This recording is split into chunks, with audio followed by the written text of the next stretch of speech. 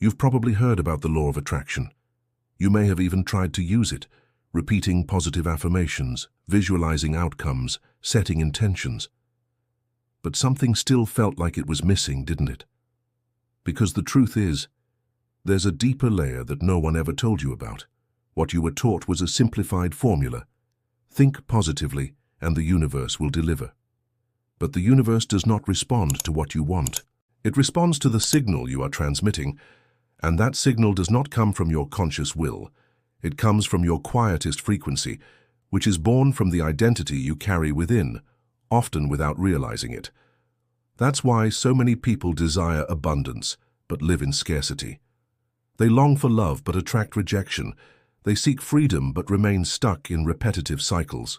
The law of attraction has become a mass-market concept. But real creation doesn't happen through words. It happens through vibrational identity. It's not about thinking, it's about remembering. Today, you're going to see what lies behind it all. You will understand why simply wanting something doesn't work when your identity is still out of alignment.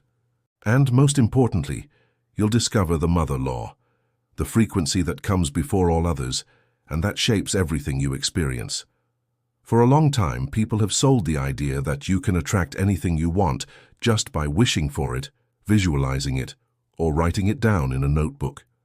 And yes, there is some power in that, but it's limited when disconnected from the true origin of all manifestation, your field, the energy you carry, the internal state from which your desire arises. The problem with how the law of attraction was popularized is that it became a surface-level ritual, as if the universe were a magic lamp ready to grant wishes. But creation does not happen on the level of wanting. It happens on the level of being. What you're reliving today, whether you like it or not, was not created by your dreams or your goals. It was created by the vibrational signal you constantly emit, based on your deepest identity. And that identity is often not in alignment with what you say you want. That's why sometimes you deeply want something, but can't hold on to it. You attract it, then lose it. Or it always feels almost there, but never fully arrives. That's not bad luck or spiritual blockage. That's identity misalignment. Real manifestation doesn't begin when you write your desires. It begins when you change the field that's emitting those desires. And that requires more than positive thinking. It requires access to a deeper place, where you recognize who is actually transmitting your reality. The law of attraction does work, but it's not the cause. It is just the secondary effect of something much greater, something few people ever teach, the frequency of identity. And that's what we're going to explore next, because it is no use wanting something if your body still doesn't recognize it as yours. Let us understand why wanting is not enough, and why the universe doesn't respond to your desire, but to who you believe you are. You could spend years wishing for a new life. You might dream of a different relationship, more money, more freedom, more peace, and still find yourself living the same cycles. Not because you're being punished, but because your body, your energy, your vibration are still operating from the old version of yourself. Wanting something is a mental action. It's the ego pointing toward what it would like to experience. But the universe, the field, the source, doesn't respond to conscious desire. It responds to the silent signal of your vibrational identity. If deep down you still carry the belief that you're not worthy, that you have to suffer to receive, or that abundance is for others, then the field will reflect that exact signal, even if you're visualizing beautiful things every day. This is where so many people feel confused or frustrated. They're doing everything right on the surface, yet continue to collapse into the same outcomes. The truth is, you cannot manifest something your current identity cannot sustain. It's like trying to tune into a radio station without being on the correct frequency. You might hear a few sounds, but the signal is unclear and the connection doesn't last. Reality does not deliver what you desire. It delivers who you are while you are desiring. It responds to the vibration that flows from your most consistent internal state, not to what you force for 5 minutes during a ritual. That's why the first real step is not to want more. It's to observe who you've become and which codes you're transmitting, often without realizing it. When that identity begins to realign with what you desire, then the desire stops being a distant dream and starts becoming your new normal. And that's the moment everything begins to shift, when you finally understand that manifestation isn't about reaching for something. It's about remembering who you truly are. There is a law deeper than any you've ever heard of, older than the law of attraction, more real than any ritual or manifestation technique. It's what I call the mother law, the invisible foundation that governs everything you live, attract, resist, or keep. This law doesn't operate based on what you want. It operates based on the signal you emit, constantly. And that signal is made of 3 layers that are always working together: identity, frequency, and presence. Identity is what you believe yourself to be, even when no one is watching. Not what you say to others, but what you vibrate when you're alone, in silence. It's that deep internal space that defines what you accept, what you expect from life, and what you believe is possible for you. That identity is the core code. It shapes everything. From that place you generate a frequency, an energetic field that your body, your emotions, and your mind begin to emit. And that frequency is what collapses reality around you.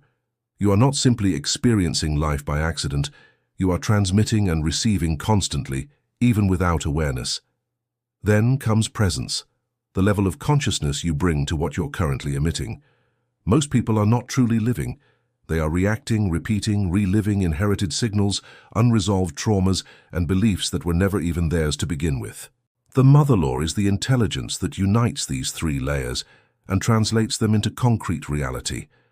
It doesn't need your force. It needs your truth. When identity, frequency, and presence are aligned, the field responds, sometimes so naturally that it feels like magic. But it's not magic. It's you, finally returning to the center of who you are. This is why wanting alone is never enough, because the energy you transmit is being directed by deeper layers of your being. And as long as those layers remain unchanged, reality will continue to respond to the same old signal. But when you shift your point of origin, everything changes. When your identity shifts, your world shifts with it. That is what I am going to show you now, with a practical example you may have already lived through without realizing it. Think of a moment in your life when everything began to flow effortlessly. It might have been a phase when you felt more confident, more at peace, more connected to yourself. Maybe nothing around you had actually changed, but something within you had. And suddenly people began to notice. Opportunities appeared. Things just seemed to work out. It wasn't a coincidence. It was a signal.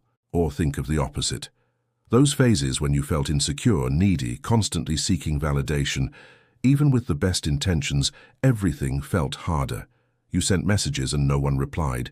You made plans and nothing moved forward. It felt like the world was ignoring you.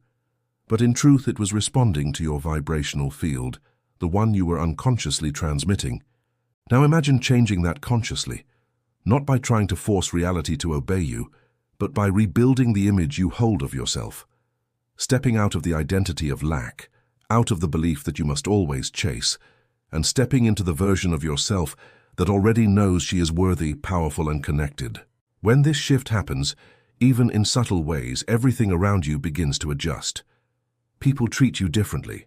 Situations resolve more easily. What once felt blocked suddenly opens up. And not because you used some magical technique, but because you changed the source of your frequency. This is the secret no one tells you.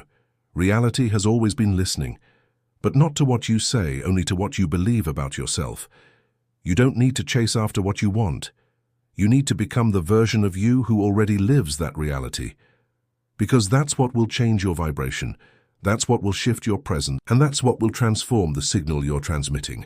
And when the signal changes, the universe responds. Manifestation is not about creating something from scratch.